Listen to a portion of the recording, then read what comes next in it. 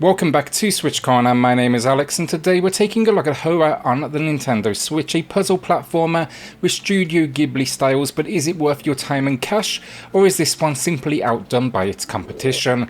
Well, hit subscribe if you love the Switch, as much as we all do here, join our growing family, and let's get started.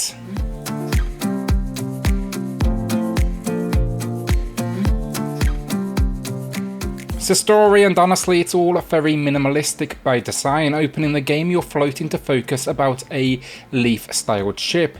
Quickly you understand that you were sent here by family and you'll now be exploring this land to awaken the creatures and plant life around you. Now as you progress, I'll give you some more details of your past and how this was once your home, but I will leave it there. It's decent enough, I wouldn't come here for it, but it's a nice excuse to introduce this fairy lead character and the various characters around you. So gameplay on this one, it's a puzzle platformer, but on the easier side of things. It's going to be great for kids potentially taking, their first steps into the genre, or maybe those like me who just sometimes want something that's a little more relaxed.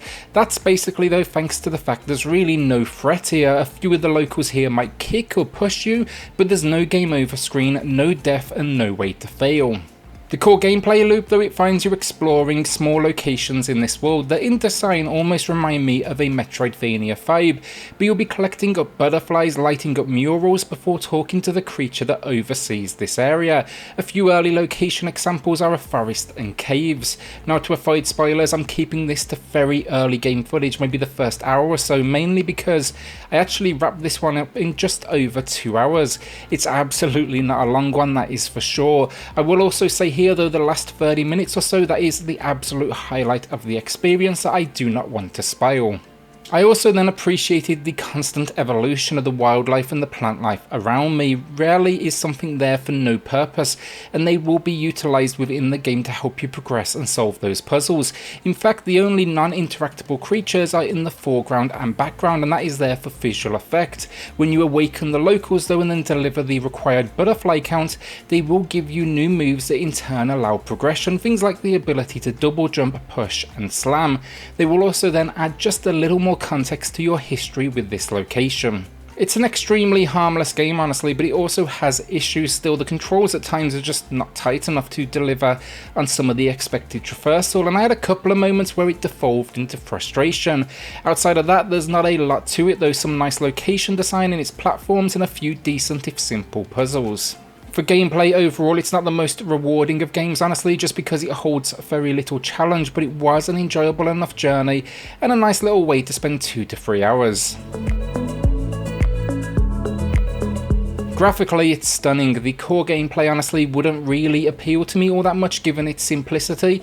It's just not what I'm looking for from a game, but you mix that with this visual style, that Studio Ghibli vibe, and yeah, they are something special. There's a nice variety of locations that play into the puzzles. We have a fair few creatures and a whole lot of plant life as well. There's a great use of creatures and environmental pieces in the foreground as well, just to add some kind of depth to the image that you can move behind. The only issue I had visually, very occasionally the pixelation was noticeable, especially on text dialogue moments. There's a few frame rate issues as well, pretty much consistently. It seems to have a favorable unlocked frame rate here. Nothing major though, I will say that.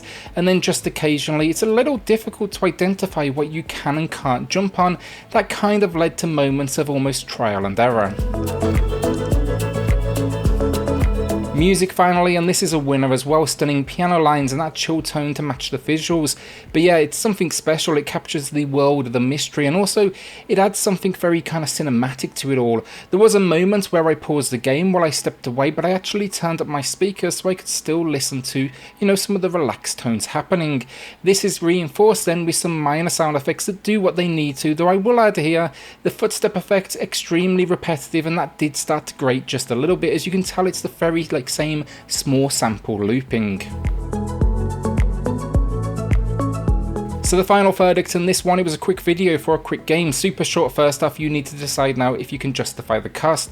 Really see no replay value here to jump back in, so maybe, yeah, I might jump back in at some point down the line to give it another revisit, but I see no reason why I'd be playing it again anytime soon. For the genre though, it's a surprisingly relaxed affair, you know, no deaths, no game over screen, and really little challenge in its puzzle design. You've got to come here when you want something just to kind of relax alongside, I guess, or maybe if you want to introduce someone younger potentially to the world of puzzle platformers. That's not a negative thing though, it's completely intentional in its design. It's more about the experience and just letting that audio and visual design kind of wash over you. On reflection now, I've beaten it. I wish the story gave me maybe a little bit more, and you know, throughout the entire journey, just to add a little bit more weight, because it is so light in that way. But I don't regret my time with it, and I think it's one, just looking at it, you'll know if it's gonna be for you. For me, it's a good 7 out of 10. It has its issues, but honestly, the gameplay here, it's very much taking a backseat to the journey, and that ended up working out for me.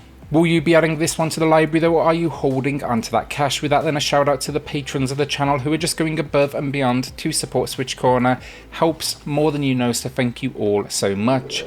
Then hit subscribe if you love the Switch, as much as we all do here. Join our growing family, and I'll see you all on the next video. Thanks everyone.